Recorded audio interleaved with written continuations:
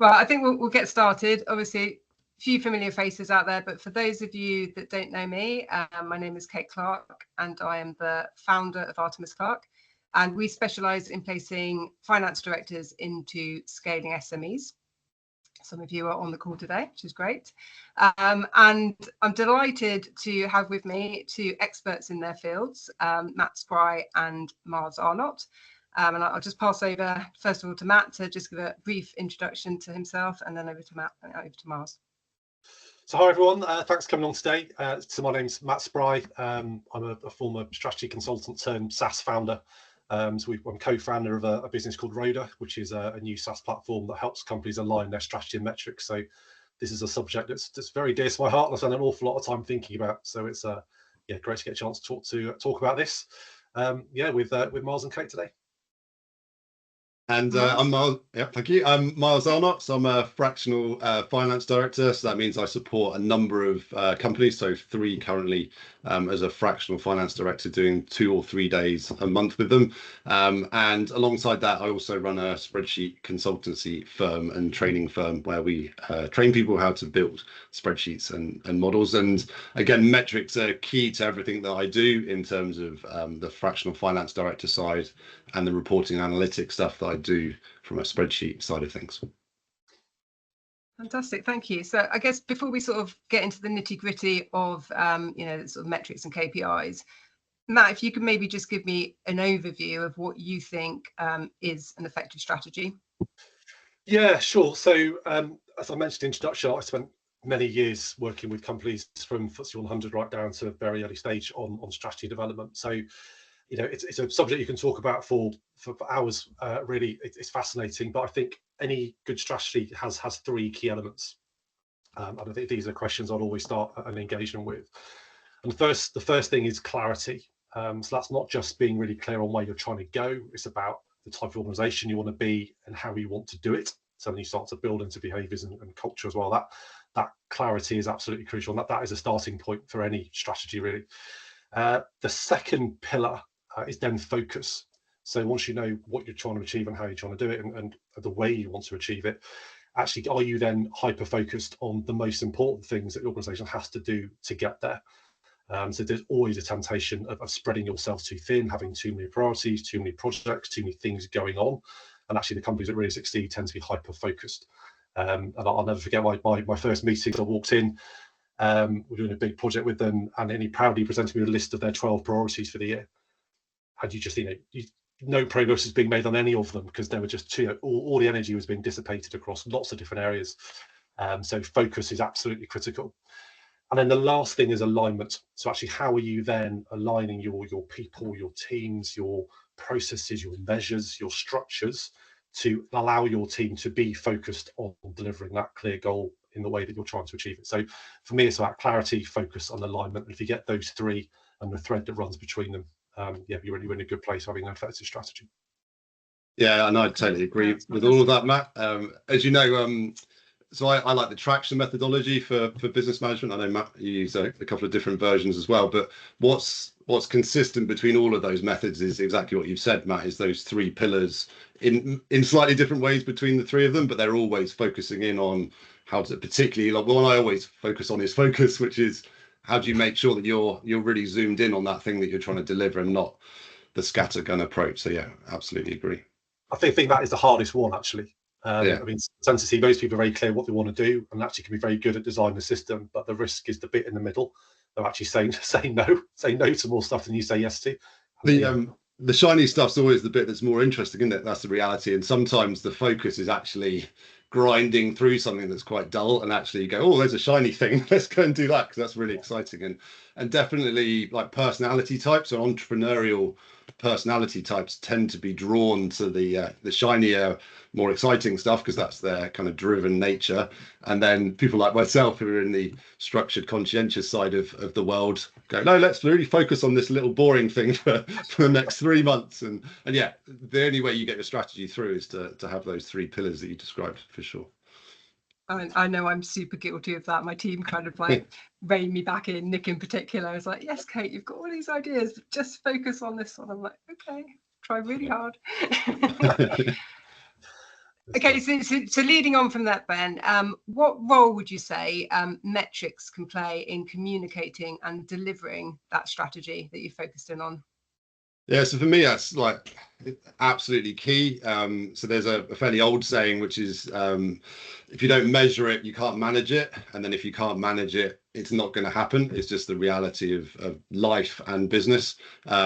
And you might get lucky, and it might be that you're not measuring anything, and the business, you've just hit a really good spot, either with your business proposition or the market is doing really well, particularly when you think of the 90s, times were flying, not quite so good now. But I think companies that measure and use metrics when the tide goes out, so when the tide goes out in the market or in your business, people that are using metrics are able to make sure they've delivered the strategy that they're doing. And there's a saying around, when the tide goes out, you get to see who's wearing their swim costume. And for me, people who are doing metrics and constantly measuring and reevaluating how they're doing on their strategy, they're the people that have got their swimming costume on when the tide goes out and succeed in hard times as well as the good times. And it's fair to say, I think, probably for most people now is quite a hard time in business. We've had a consistent impact of 3 or 4 or 5 things over the last few years, and now is definitely a tide out moment. So metrics are more important now than ever. And just in terms of communication, again, like from a finance perspective, one of the roles in finance is that kind of business partnering, communication of strategy role.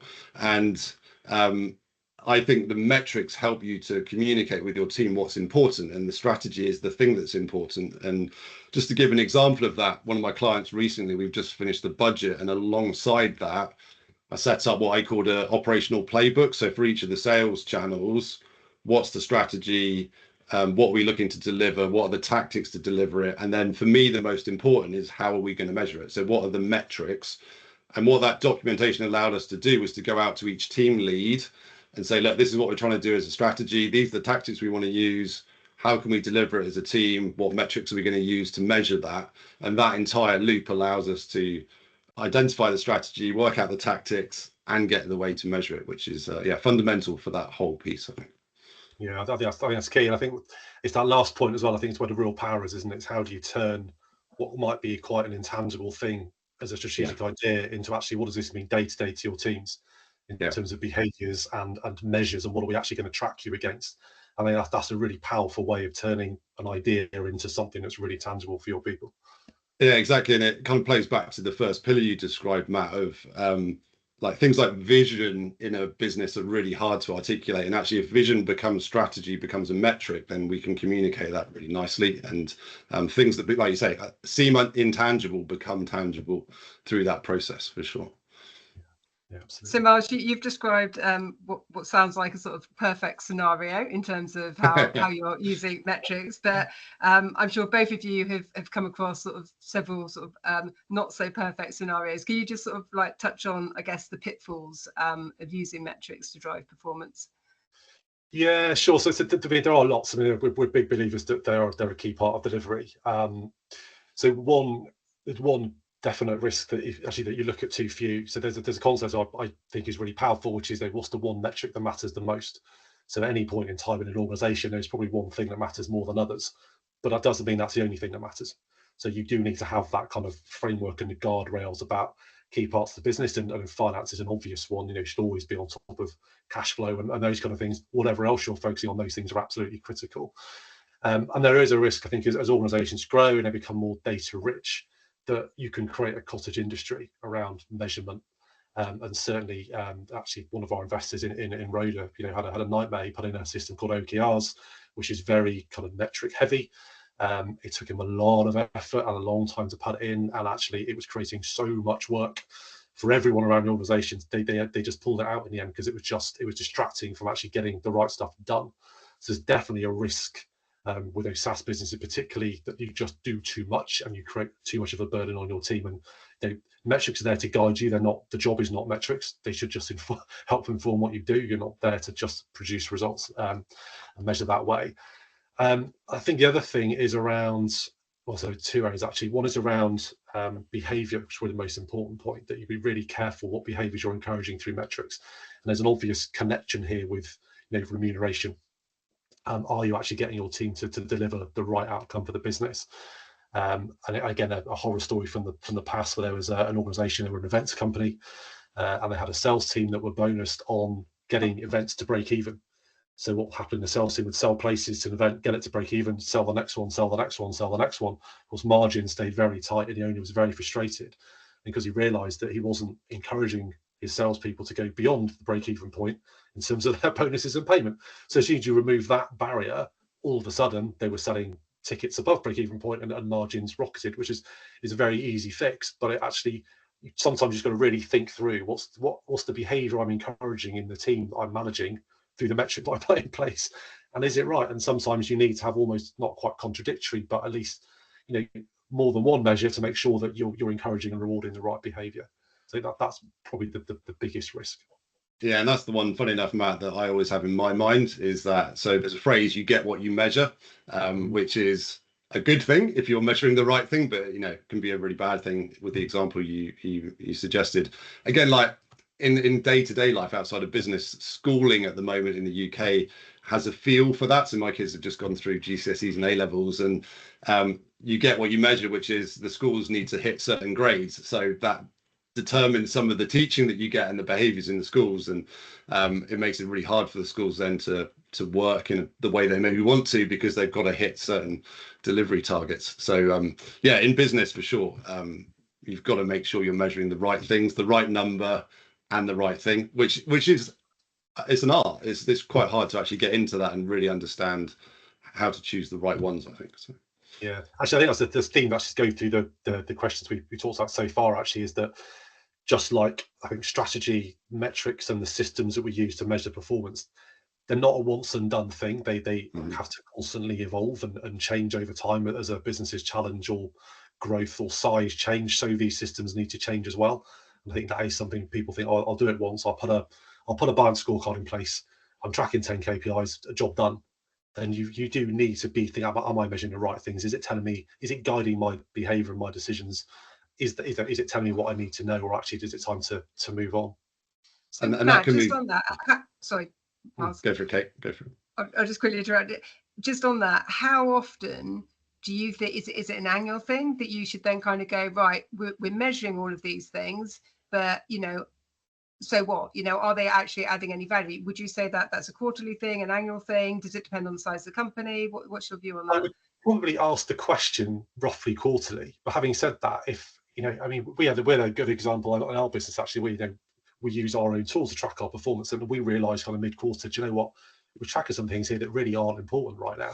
So you just take them off. And I would certainly ask the question every few months, not necessarily expecting it to change, but at least asking the question and going through the thought process. Okay. Saying, actually, is there something else we should be looking at that might give us better insight?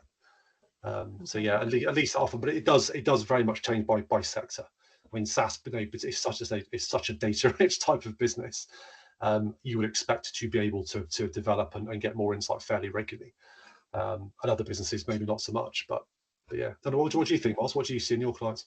Yeah, it's the same kind of thing, really. So there's various things that determine it. So the industry you're in, the nature of the business, the size of the business, where you are in the business life cycle. So you're in growth phase, you could switch pretty quickly. I've worked in kind of fairly big corporates, and I was in reporting teams where you were churning out reports like every month, and then after like a year of doing that, you ask the question, who actually looks at this, and find out that no one's ever read it in the entire time. And SMEs don't tend to be like that, but there is a risk that you can get into the process of, we do that because that's what we do.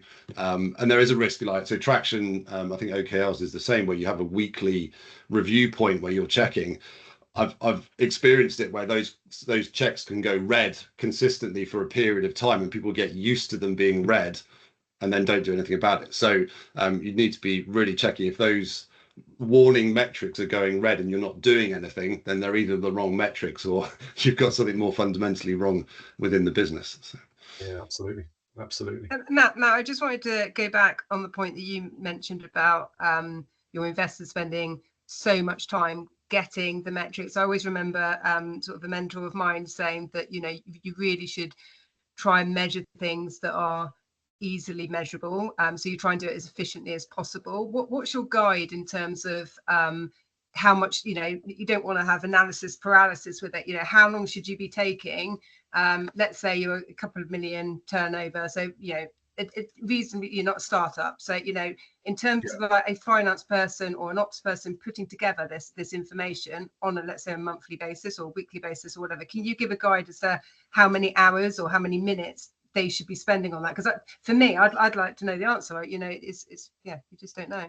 Yeah, it's tricky. So it does depend on what data you got available, actually. I mean, in an ideal world, you can say for every of the key metrics you want to measure, exactly where it's coming from, whether it's from a kind of a core operational system like your CRM, like your finance package, like your project management, or whatever it is you're using. So, right, actually, I know where these numbers are. I can pull them out in minutes, and I've then got my dashboard and I can see my metrics, and when we're good to go. That's the ideal scenario. It's minutes in a week. That said, there are almost certainly some other metrics that you might not have quite so easily at your fingertips. So I'd always start with the easy ones and then try and build a system to allow the other ones to be easier to generate as well. But if a report's, let's say, taking more than half a day, would you say that is not good? Yeah, because yes. I just think that, because like, certainly from when I went on the Goldman Sachs program, we all kind of like get told about like the KPIs and metrics we should be measuring, and then you're kind of like thinking, well, I don't know how long I should be spending on doing this, and you didn't get any guidance for that. So that was. I mean, if you think of them as a tool that I think Traction is probably the same as the tool we've built, where you're encouraged to look at these things every week. So you don't want them to be a huge overhead to generate. It should just be minutes, really, because the time should be spent looking at what it's telling you. I mean, if it's more than that, you really do need to be questioning whether it's worth it. Myles is desperate to dive in here, I think. Yeah, just entirely agree with everything you're saying. Yeah, if it's a weekly thing, so it depends on what the metric is. A lot of them you should be able to get them straight out of your system. In an ideal world, you'd set up a dashboard, so there are operational KPIs that you need to be looking at daily, and then at that point you need them on a flowing out of a dashboard. Your weekly ones, you want to be able to get, you don't want to be spending more than an hour producing that. Monthly is different, because some of the monthly ones will be profit, for example, which is by its nature is going to take a chunk of time to do. Cash you should be looking at weekly, so you should be having that I'd say weekly, a minimum of weekly, with your forecast out. So some things do take a little bit of time, but your core operational KPIs need to come out pretty quickly. And Matt, I think you said it again, I agree with it, which is start somewhere. If you haven't got any, then you're better off building your report and saying, here are 5 blanks, but I've got 2 of them. Let's start. Whereas some people say, well, I'm not going to start until I've got all of them. And then they just don't look at anything for 3 months. So whenever you can, just make a start thinking about them, start producing it. Over time, you'll refine and refine and refine. As your business changes, you'll develop them anyway. So just get going, for sure. Absolutely. Okay. And then I think, Matt, you mentioned sort of right at the start about sort of aligning your team. Just talk me through how you go about sort of using metrics on a day-to-day basis to sort of keep your team aligned. So it really is about giving it focus and giving it some airtime, and it's looking at those metrics on a like daily, like Myles said. Some of those core operational stuff would be a daily look at, but actually on a weekly basis, it can be as simple as actually having it on screen and discussing it as a team in your weekly stand-up or your weekly meetings. Actually, right, what's going on? What's it telling us? What do we need to do better? How are these going to be changed by the work we're doing, the projects we've got in flight? It's just building it into those kind of behaviours within the organisation. That's what it's really for. The metrics are just a guide to make you do things better, or to show where you're not doing things too well. So really, it's about trying to get beyond the measures into what's the action, what's the behaviour that's going to drive a better metric. But it's just embedding it in those habits within the organisation, within teams. And I think giving it that airtime, and actually from a leadership point of view, showing the people you're working with that they matter, and that these are the outcomes the organisation is trying to deliver. And it does make a difference if we don't hit these targets, because it rattles through the rest of the organisation. So I think the other thing that's really important, and to get back to that alignment point, is actually saying, well, we're trying to do this because this impacts the big goal of the organisation. If we don't convert the right number of opportunities, we're not going to hit revenue, we're not going to hit growth, or the impact that has through the organisation. So it's helping people understand why these things matter and why we're talking about it regularly, and then what the downstream effect is if we don't achieve the right level. Okay, Myles, have you got anything to add to that one?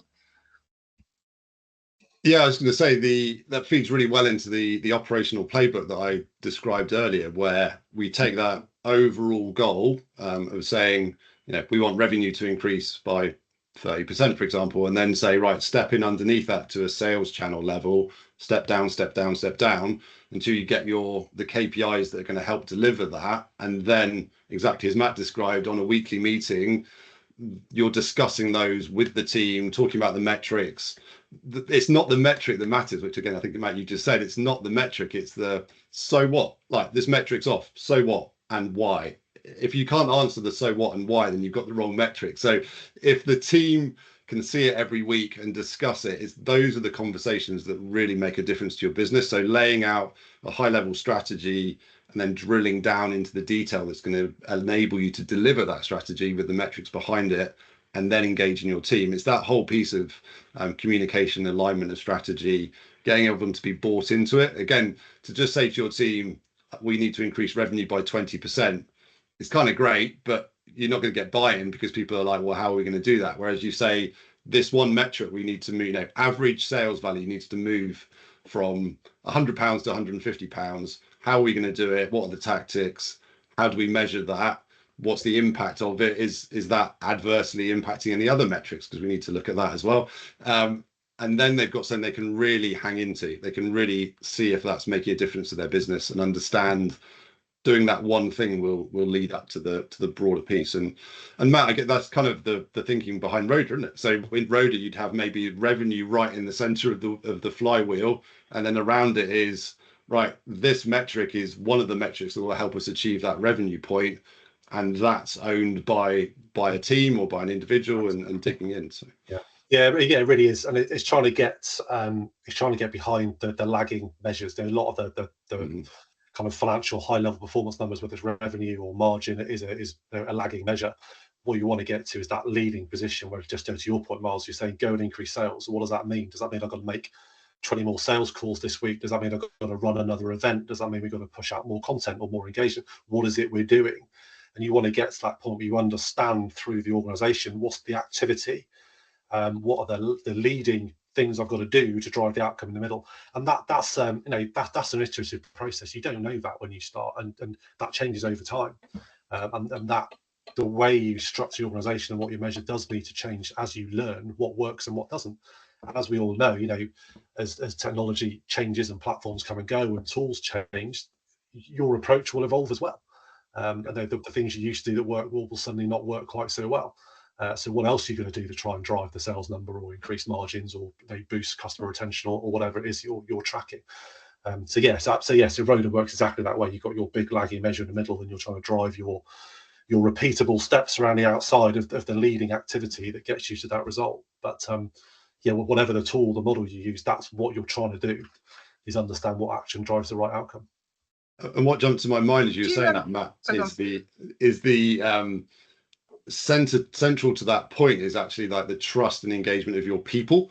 So it's not just about numbers and all that kind of stuff. It's actually, if we've got a metric and actually you're in the meetings talking about it, it's your team who are going to be advising you and working with you to deliver it and say, actually, that's the wrong metric, or I know why that metric is going the wrong way. It's because of this, or we can change the behavior of the business. And it's so fundamental to get your team engaged in what you're doing and being grown up enough to listen to them and accept that you might have chosen the wrong metric, or you're heading in the wrong direction. And you can't have chaos. Clearly, you need a strategy and you need a direction of travel. But being able to listen to your team, reflect on the metrics and what they're telling you is so key. That's where transparency comes in as well, isn't it? It's actually, I think it's seen it in corporate a lot, where you might see the numbers and the performance measures you're in charge of. You see nothing else. Yeah, you don't really see not always see how it fits in. And I think that transparency and the ability to actually to share. So actually, we're doing this, but this is what it means in terms of the rest of the organisation, and you can see what's happening across the board. I think that is so important, so important.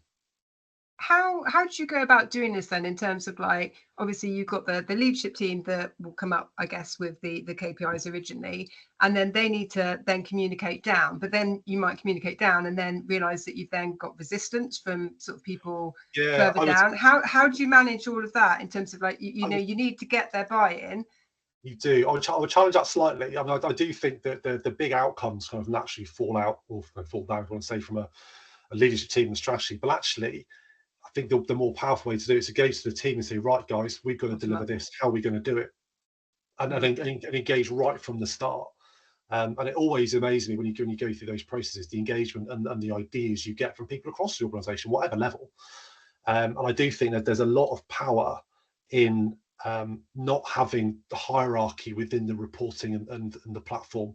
And actually, if it's the sales director does one number and it's a sales admin is doing another one, that just as important, show that. It doesn't matter who's responsible for it. It's a team trying to deliver an outcome. So I think trying to break down both organizational layers, but also silos, because organizations don't fit into neat silos very often. So trying to understand the interaction between the teams and the outcomes you're trying to deliver. So it doesn't matter what level you are, it doesn't matter what team you're in. If you're contributing to this goal, you're part of this team that's doing it. And whatever way you try and show that, I think that's a really powerful way to approach it.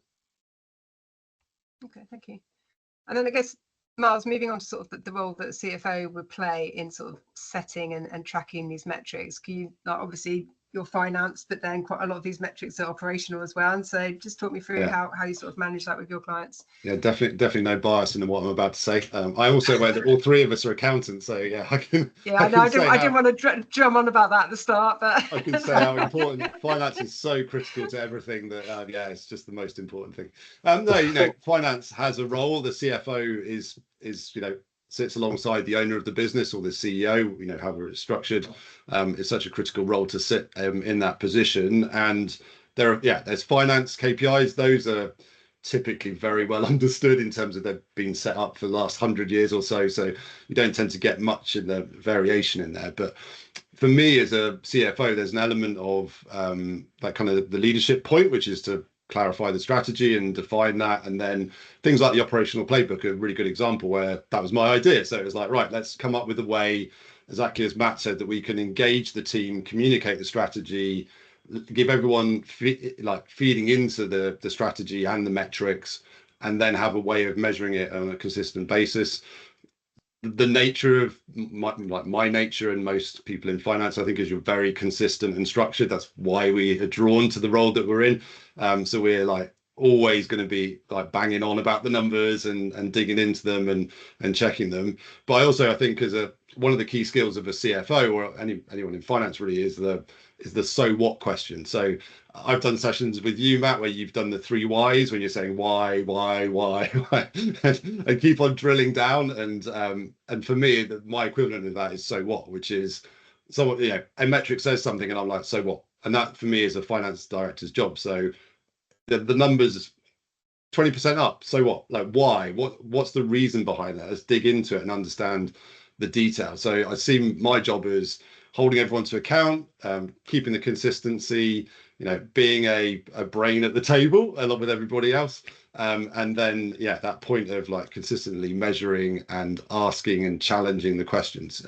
For me, finance is often perceived as an admin task and something that's bean counter was the phrase that used to be used a lot in the old days. I like to think we've moved on a little bit from there, but in finance, we're so much more than just counting the beans and all that kind of stuff. So when the companies I work in, the financial controllers that I work with in those companies are business partners into the business. They're working with the business to understand how things are moving, like those operational KPIs and how key they are. So, it's not like here's revenue, here's gross profit, here's EBITDA. It's like, here's revenue. And by the way, that's because these things are happening. So let's get some measures in place and understand it. So the CFO role, whilst it's a core finance position, is so important to have that overarching reach into the business. And one thing I struggle with as a fractional is not being able to do that as much as I'd like. So 2-3 days a month, I have a very clear position around strategy, financial controls,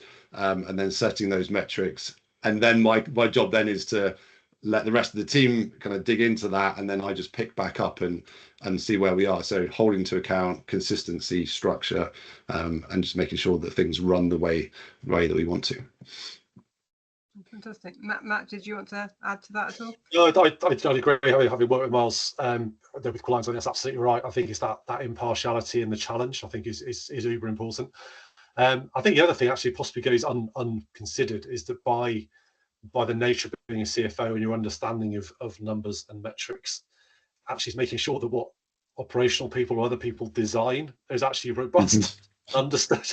Because again, it's quite common that they come up with an idea for a metric and actually we need to actually, I'm not sure that's quite right, either not being calculated correctly or not necessarily showing what they want it to show.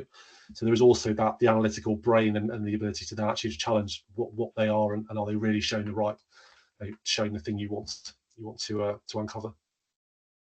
I guess that then leads on nicely to what everyone is dying to know is like what should they actually be measuring in a SaaS business? You know, it's like there's a lot of talk about measuring stuff, but what actually would you recommend? Again, sort of say scaling SaaS business, you know, a couple of million. Yeah, what are the key things? Fine. So this is obviously very, very pertinent because it is what we're wrestling with on our journey at the moment. So I think the first thing is to be really clear on actually where you are in the journey. And so to your point, Kate, you know, are you in that stage where, as we are, that actually growth is really the game? It's getting as many people onto your platform, getting exposure to your tool. If that's the most important thing, then the key metrics are around growth. So whether that's new customers, whether that's MRR, ARR, whatever you want to call it, that's what matters the most. So obviously in that situation, you need to understand what are the metrics that drive that outcome, or at least what you think is going to drive that outcome in terms of activity. So how are you raising awareness? How are you converting a potential lead to a customer? How are you keeping them on your platform? How are you keeping on to innovate and communicate to keep driving that virtuous cycle of growth? However, I think once you've reached a certain point, you probably come out of that. I think actually we know how to grow now. I think we've worked out what our go-to-market looks like. We know how we're going to do this. You then start asking more questions around sustainability. So actually, and I mean commercial sustainability. So actually, what is it costing us to get a customer? So in a founder sales mode doesn't really matter because the only thing you've got to do as a founder is to bring people to the platform. So what's it costing us? Actually, are we retaining or are we losing?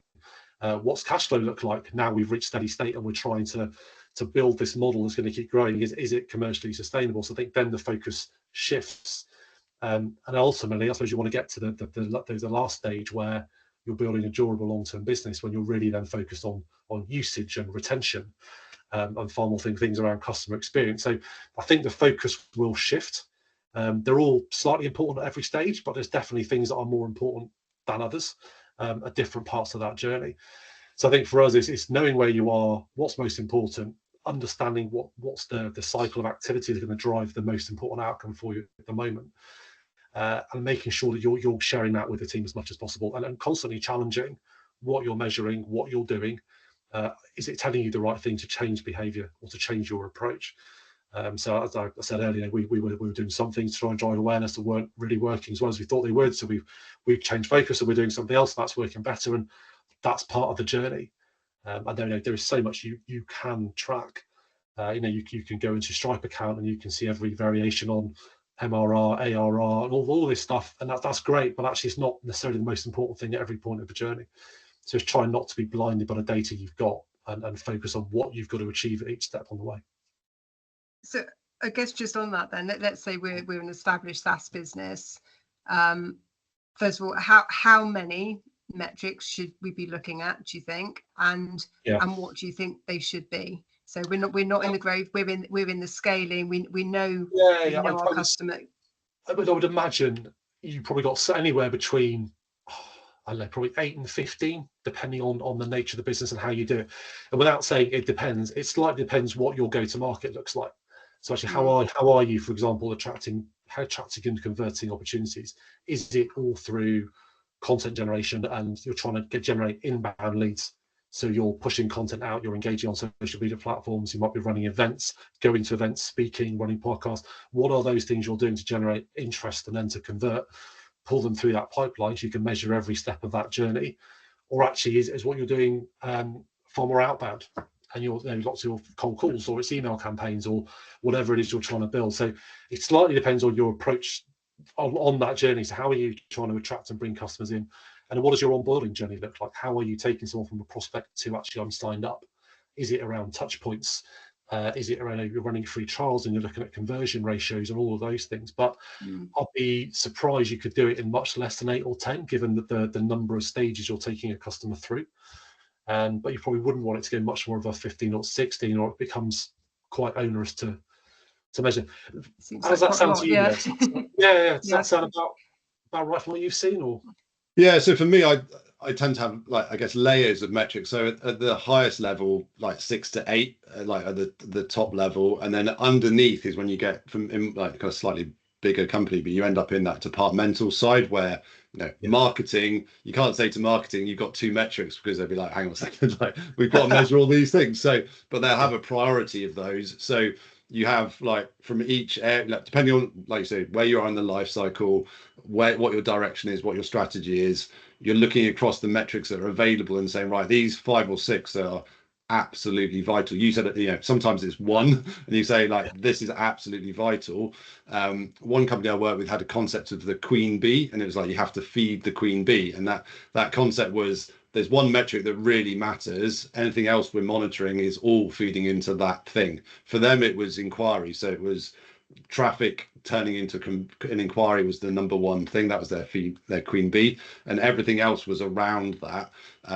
So yeah, for me, it would be like 6-ish at the top level, and then departmentally more, and you can end up with quite a lot when you really get into the departments, because like I say, marketing, like, quite often there's a lot of metrics in there, and depending on your marketing lead, if they're very data driven, you know, they're going to want to look at all of these metrics and not be told they can't.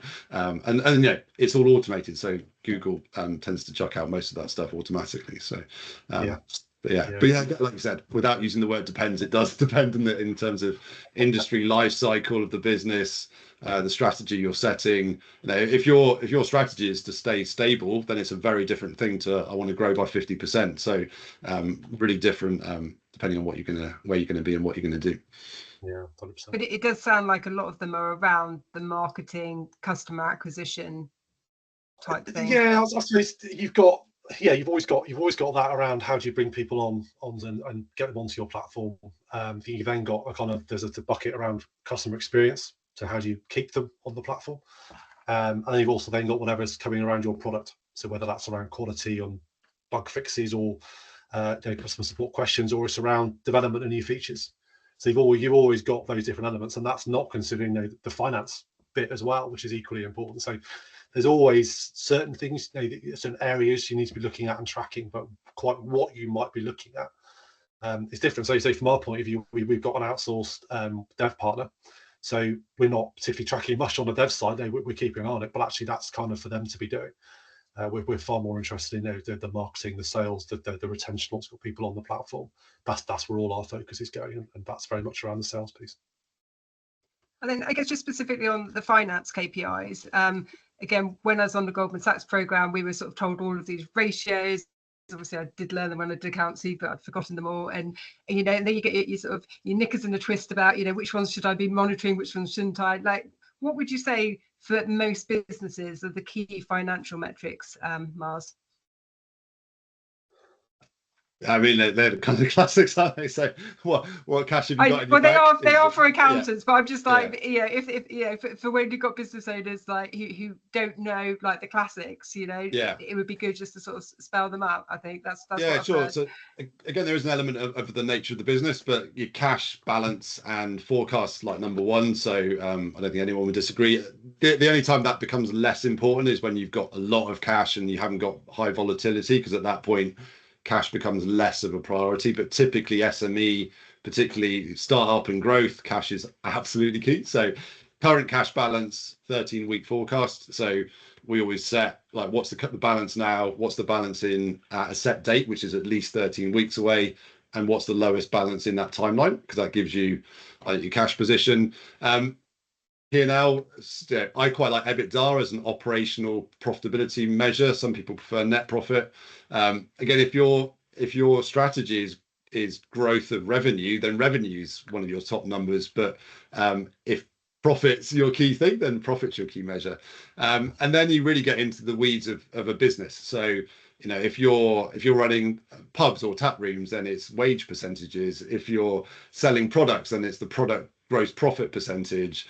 It might be that you're really tracking your salaries as a percentage of sales, or your overheads as a percentage of sales, because you're growing your business and you need that percentage to decline because your sales are outgrowing your cost base. On the balance sheet, depending on the nature of your business, are you focused on stock and debtors and creditors? So you're looking at debtor days, maybe, really important metric, but how quickly do you get paid by your customers? Fundamental to your business, because you can sell as much as you like, but until you've had that cash in the door, you've just spent a lot of money on producing the items. So debtors days important, creditor days, and then really depending on where you are, like stock days can be really important if you overstocked. If you're again a commercial consumer business, you might be sat on £1 million worth of stock. If you can free that down to 600k, you've suddenly got a lot more cash available for the business. So again, it's a bit of one of those depends questions. There are some real obvious ones like cash flow, EBITDA, potentially net profit if you prefer that, and then it's really then down into the so what. So I mentioned wage percentages. For me, that's a so what. It's like I have to know the wage percentage if I'm running a pub, because I need to know whether I'm going to make a profit or if my staff ratio is too high. The instant impact is tomorrow I'm going to put a different level of staffing on. So again, the P&Ls can deliver that level of operational detail as well, because you don't have to wait for the end of the month to get your P&L. I've worked with businesses where they wait to the end of the year to get their P&L. I try and get people to do a flash P&L during the month, so you're actually getting some of those metrics early. You can't get the final numbers, but you can get some of the key ones out on a weekly basis, for example. So. Yeah, no, it's really good. And actually, Ramsey, who's on the call today, he did a really good LinkedIn post on this, sort of saying about monitoring your aged debtors as a percentage of turnover, and if it's kind of increasing, significantly as a percentage, then actually you're then going to have a problem, because you're getting sort of much older debt that you're not collecting in. So I hadn't thought about that before. So just thought that was a really good one as well. Yeah, absolutely. Yeah, so debtor days is a kind of a key metric that I use. So because the companies I'm working with are growing SMEs, cash is absolutely vital, and debtors is the thing that feeds that, or one of the main things that feeds it. So looking at debtor days and like that core debtor list is a weekly task, well, daily for the guys on the ground, but for me a weekly task to be checking where you are with your debtors, if any are falling to risk, the aging of them. But those are like really detailed metrics. You're getting down into the weeds of the work, but that feeds all the way up to a higher metric, which is debtor days. And if debtor days has gone from 25 to 40, then you need to understand why, and start to tackle it. So. Yeah, absolutely. 100%. Good. Well, I'm conscious of time, and I haven't seen any questions come in, and I think I've asked you enough ad hoc questions anyway. So it's always good to keep you on your toes. I'll just see if anyone has got anything. And questions and answers. No, don't think we've got anything in there.